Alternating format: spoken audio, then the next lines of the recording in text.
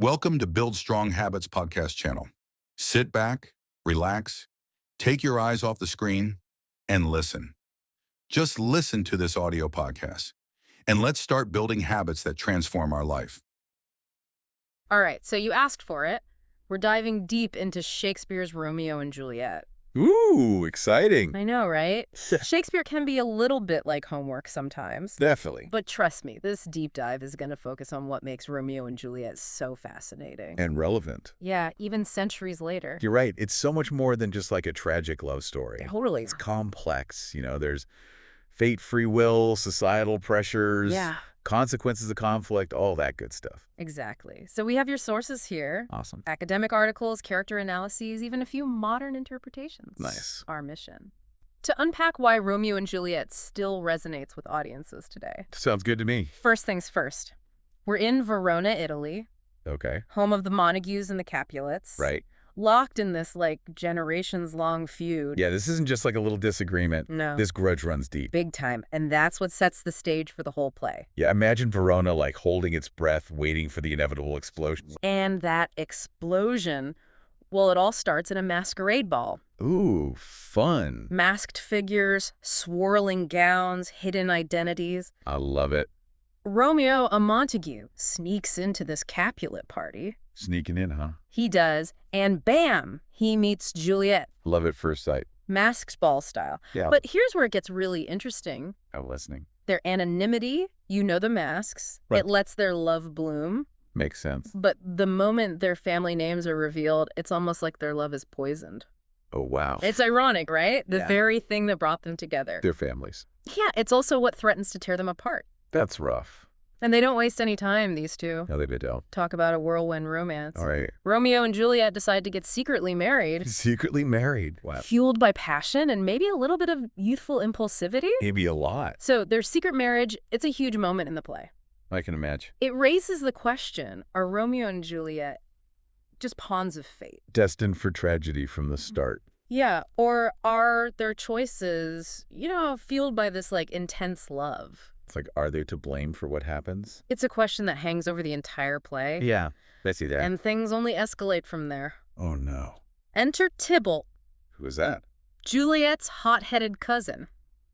Oh, boy. He is not thrilled about a Montague crashing the Capulet party. Makes sense. He embodies that simmering rage of the feud. So he's a problem. He is, and his actions set off a chain of events that can't be undone. Oh. Right? So Tybalt ends up in a duel. A duel? With who? With Romeo's best friend, Mercutio. Okay. And he kills him. Oh, wow. So this is a major turning point. It is. Shakespeare uses Mercutio's death to highlight the senselessness of the feud. Oh, so. I mean, Mercutio isn't even a Montague or a Capulet. Oh, right. He's just caught in the middle. Exactly. And Romeo seeing his friend killed. Yeah. He's consumed by grief and rage. I bet. He makes a split-second decision. Fueled by emotion. Totally. And he kills Tybalt in revenge. This is it, huh? This is the point of no return. Romeo's act of vengeance. It seals his fate. And sets in motion. The final act of this tragedy. Because up until this point... there was still a glimmer of hope. Right. A chance for reconciliation? Maybe, but now the die is cast. And the consequences. They're swift and brutal. Romeo is banished from Verona. Oh, no. Leaving Juliet utterly heartbroken and facing a forced marriage to someone else. Talk about a worst-case scenario. Juliet finds herself trapped by society in the form of her family. Right. They're dictating her future, a future she wants no part of. That's awful. It makes you wonder, how much control do we really have over our own lives? Especially when you have all these pressures and expectations. Yeah, from society, from family. It's a question that's still relevant today. Totally. So Juliet, she's desperate for a solution. Yeah, she needs to get out of this. And she turns to Friar Lawrence. Okay. Hoping to reconcile the families, he hatches this risky plan. What does he do? He gives Juliet a potion to make her appear dead. Appear dead? With the intention of reuniting her with Romeo later. Okay, so it's like a fake death. Exactly, the friar's plan. Yeah. It shows his good intentions. Right. But it also highlights how even the best laid plans can go tragically wrong. Because? Because his actions are a mix of hope and maybe a little bit of naivety. I see what you mean. And this is where things take a really dark turn. Yep. We're in the tomb scene now. Oh, this is chilling. Juliet's lying there seemingly lifeless. Yeah. And Romeo hasn't received the friar's message. So he believes she's truly dead. The dramatic irony here is just... It's palpable. The audience, we know Juliet's alive. Right, but Romeo's caught in his grief. And his despair, he's totally in the dark. It's just heartbreaking. It's a scene of unbearable tragedy. Juliet's whole world, it just crumbles around her. I can't even imagine. The plan that was supposed to reunite her with Romeo, Right. it backfires in the worst way possible. And Juliet, in her grief... See no other option. Yeah. She takes her own life. It's so hard to read that part. Shakespeare doesn't shy away from the brutal consequences of this feud. No, he doesn't. These two young people, so full of life and love, I know. destroyed by the hatred that surrounds them. It's a powerful reminder that hate doesn't just hurt the intended targets, it ripples outward. Leaving a trail of devastation. Yeah, and that brings us to one of the key themes in Romeo and Juliet. The destructive power of conflict. And not just the physical conflict, right? Yeah. There's also this constant miscommunication And missed opportunities. that contribute to the tragedy. Absolutely. Like, think about the friar's letter to Romeo. Explaining Juliet's plan. It never reaches him, Right. leading to that fatal misunderstanding in the tomb. Or even Romeo and Juliet themselves. Yeah. They're so quick to assume the worst. To jump to conclusions. If they had just talked to each other, If they just communicated, things might have turned out so differently. it highlights how important, clear, honest communication is. In any relationship. Even today, you know, Centuries later, we see how misunderstandings and miscommunications they can have devastating consequences. It's a timeless lesson. wrapped up in this tragic love story. Speaking of timeless lessons, we can't overlook the role of fate. And Romeo and Juliet. Yeah, it's this constant question throughout the play. Are Romeo and Juliet star-crossed lovers? Destined for tragedy from the start? Or do they have the power to choose their own path? It's a question that haunts humanity. I know it makes you think. Shakespeare masterfully weaves together elements of both fate and free will. He does. There are moments where it seems like destiny is at play. The chance meeting at the A golf. series of unfortunate events. That spiral out of control. But at the same time, the characters make choices. Right. Sometimes impulsive and reckless choices. That directly contribute to the tragic outcome. It's like they're caught in a web. Woven from external forces and their own desires? So are we meant to believe that it's all predetermined? Or do we have agency? The power to shape our own destinies? I don't know. It's a tough one. Romeo and Juliet doesn't offer any easy answers. No, it doesn't. It challenges us to grapple with the complexities of fate and free will. To recognize that maybe it's not an either-or proposition. Maybe it's a delicate dance between the two. A constant interplay between the forces beyond our control and the choices we make. Within those constraints. Precisely. And that nuanced perspective is one of the things that makes this play so enduring. Yeah, it really makes you think. It doesn't provide simple answers. It invites us to ponder the big questions. The questions with no easy solutions. Exactly. And speaking of big questions, I was really struck by Juliet's struggle against societal expectations. Oh, yeah. She's this young woman, barely a teenager. Trapped in a world that seeks to control her. Every move.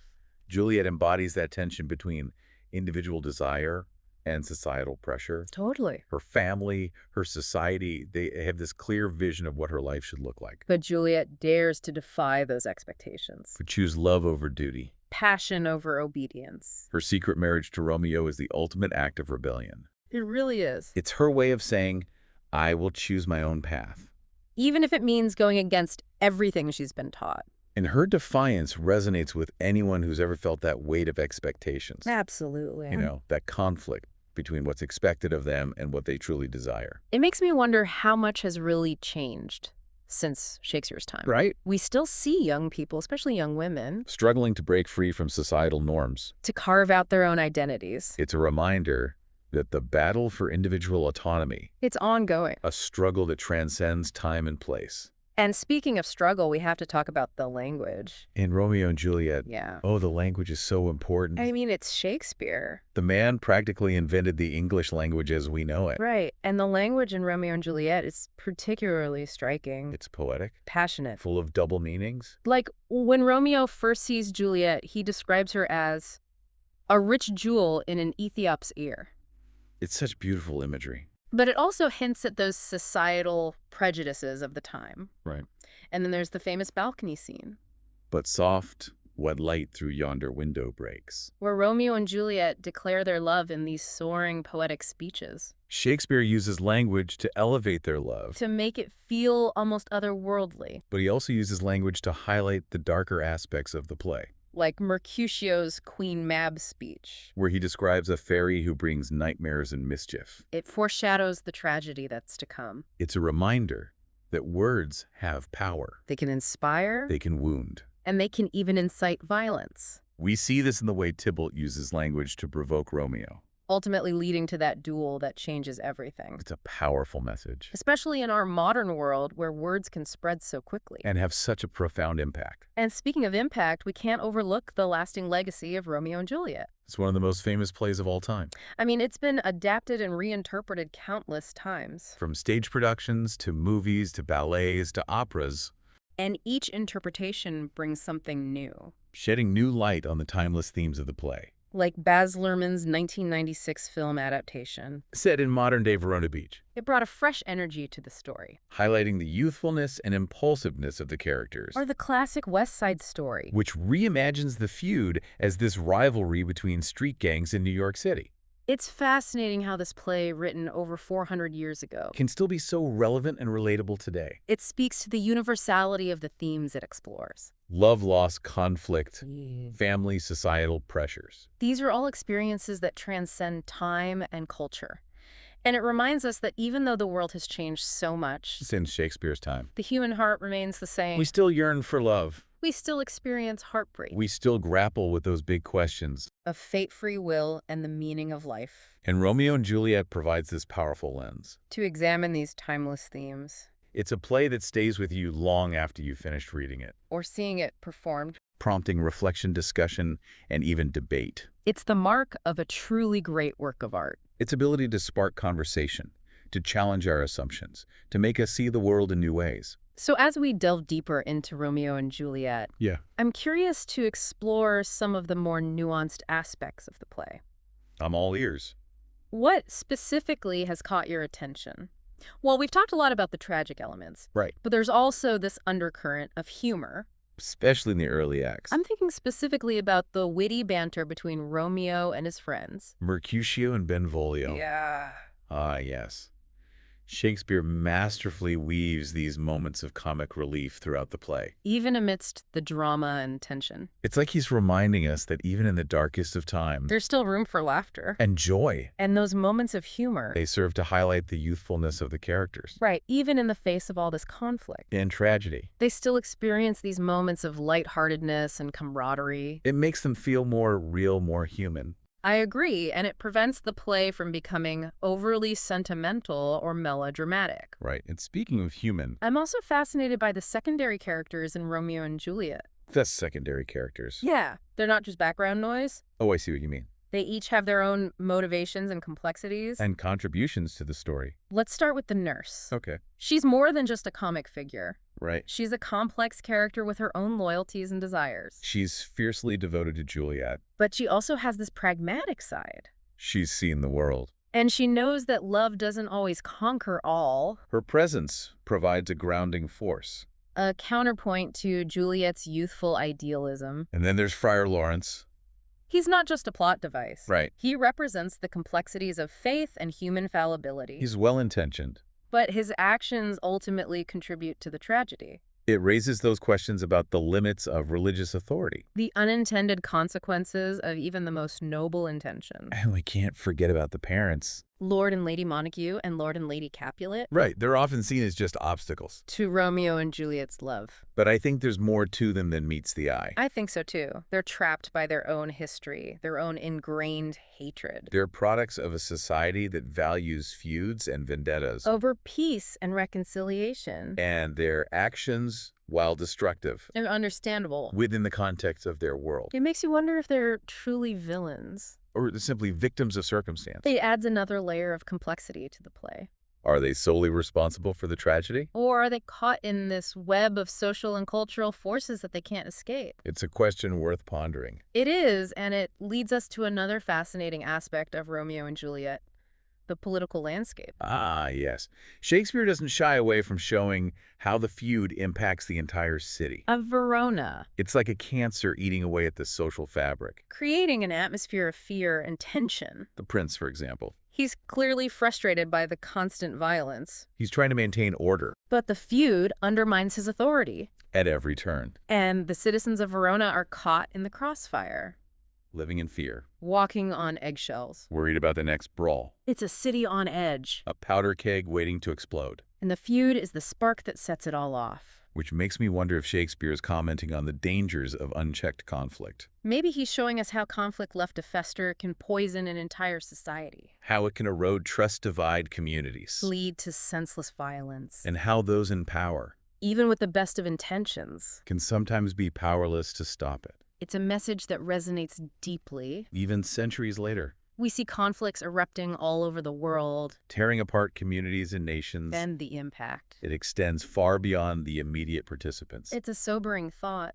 and it makes Romeo and Juliet feel all the more relevant today. Absolutely. And speaking of relevance, I think it's important to acknowledge the different lenses through which we can view this play.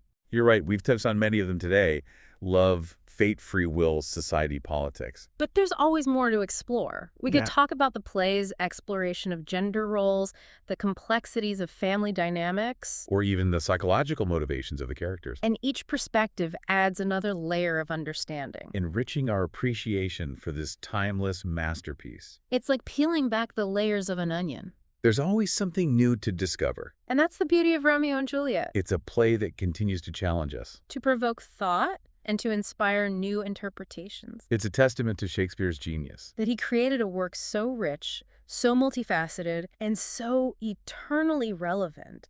It really is amazing how a play written so long ago can still feel so current. I know, it's incredible. I mean, we've uncovered so much in our deep dive already. We have. Love, hate, fate, free will, societal pressures, the political climate of Verona. And we've only just scratched the surface. I feel like we could talk about this play forever. Me too. Romeo and Juliet is a play that keeps on giving. You really do discover something new every time you reread it. Another layer of meaning, another perspective, It makes you wonder what Shakespeare himself would think.